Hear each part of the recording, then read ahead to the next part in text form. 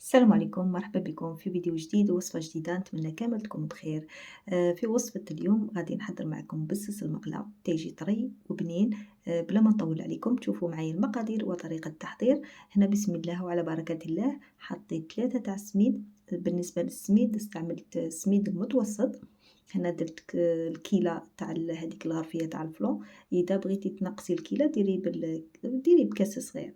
حطيت عليهم مغرف صغيرة تاع ملح، وحطيت عليهم يعني 2 مغارف تاع فرينة.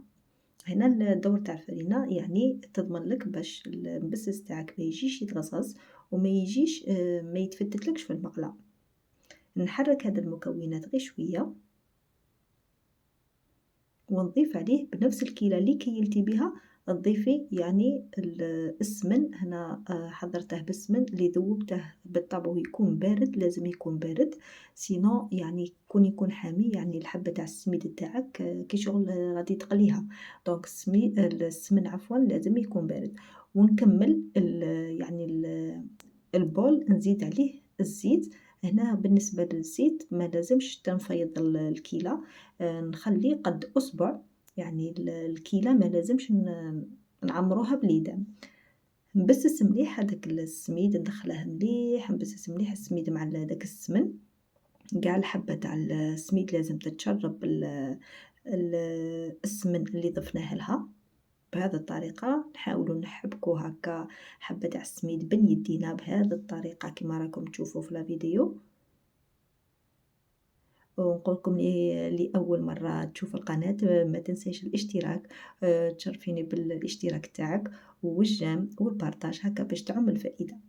هنا بعد لي حبكت مليح هذاك السميد مع السمن نضيف الكيلة تاع الماء، ضفت عليها قليل من الماء الزهر ونبدا نلم في العجينة.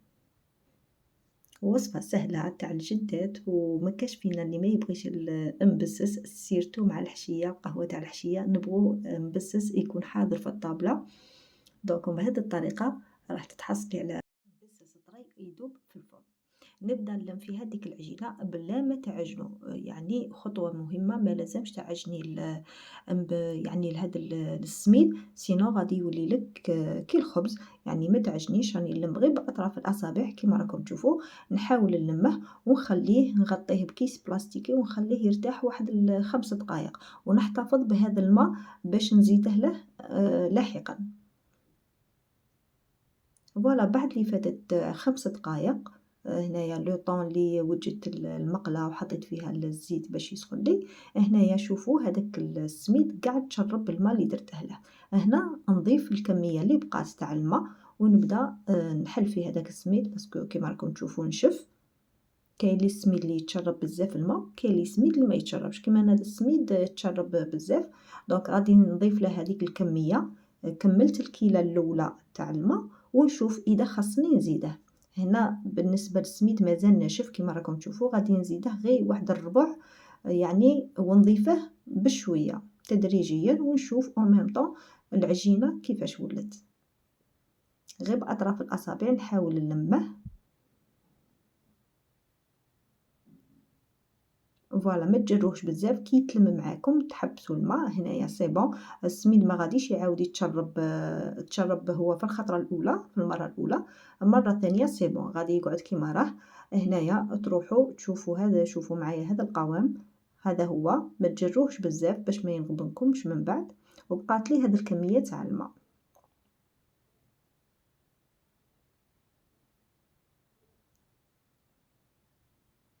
فوالا نحطه سور لو بلان دو طرافاي تاعي ونحاول يعني نشكله باشكال اللي تبغوها. يعني حاولوا يعني المبسس تاعكم تاني كي تفردوه لازم ما يكونش رقيق بزاف، باسكو كي يكون رقيق بزاف كي تقلوه يجيكم يابس. يعني خلوه مشي رقيق ومشي غليظ بزاف، باش يجيكم كي شغل ملحم بالداخل ما يجيكمش يابس. نستعينوا بكيس تاع بلاستيكي ونحاول يعني غير باش السطح يعني تاع الحبة يجيني نيشان. وانا استعملت هذا الطابع أي طابع تفضلوه تبغوا تقطعوا به ولا ديروه مربعات ولا غير بالخدمي على الطريقة تاع زمان كيما تفضلوا. أنا صراحةً درت يعني نصف الكمية درتها بهذا الطابع، ونصف الكمية الزاوج درته يعني على الطريقة التقليدية يعني غير بالخدم. كيما راكم تشوفوا هذا هو السمك تاع الحبة تاع مبسس، ما ديروهاش رقيقة بزاف باش ما تجيكمش يابسة في المقلة.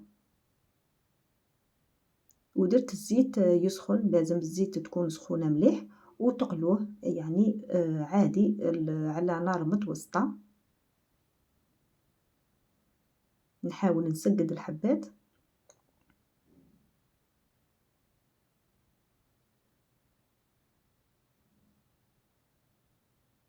فوالا نقليه بهذه الطريقة. الزيت فاني لازم يعني ما تكونش قليلة بزاف أو ما تغطي لك الحبة تاع المبسس حتى يحمر ويدي اللون الذهبي كيما راكم تشوفوا. طيبوه مليح ما لازمش يقعد خضر من الداخل، ونديروه ديريكتومون في الحسل اللي تكون باردة.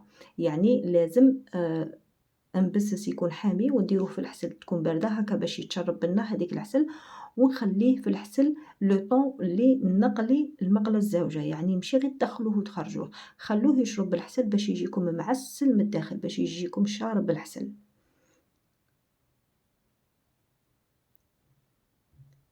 فوالا نروح أنا نكمل الكمية اللي بقات لي. قلت لكم يعني درت هذا الطابع، ودرت يعني طابع ماشي طابع يعني نحاولوا العجينة اللي بقات لنا ما نعجنوهاش، يعني نحاولوا غير نلموها ونعاودوا يعني نطبعوا يعني من جديد. كيما تشوفوا درت فاني هذا يعني غير بالخدمي بالسكين قطعته على الطريقة التقليدية تاع زمان. فوالا كي قربت تطيب لي المقلة الأخرى قلعت هذه خليته يعني يتشرب في الحسل، وشوفوا تتحصلوا على داك مبسس يجيكم معسل من الداخل، يجيكم شارب الحسل ما شاء الله.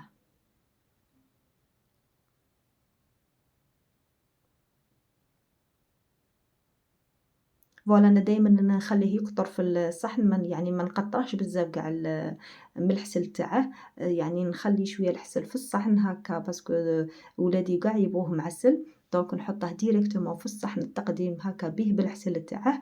وشوفوا كي جا هذاك المبسّس جا ما شاء الله. جا معسل وطري من الداخل ومعسل حتى للقلب. هذه هي الوصفة اللي معتمدتها، نتمنى تجربوه وتردوا لي في les commentaires. ونقسم معاكم حبة كيما مداري يعني باش تشوفوا القوام تاعها من الداخل. وما تنساوش الجيم والاشتراك هكا باش يوصلكم كل جديد. وشكرا على الدعم، شكرا من القلب. شوفوا هذيك الحبة تاع مبسس كي جات، شوفوا شاربة الحسن ما شاء الله. هذه هي وصفتنا لنهار اليوم. ما بقى لي غير نقولكم تهلاو في رواحكم، دمتم في رعاية الله وحفظه.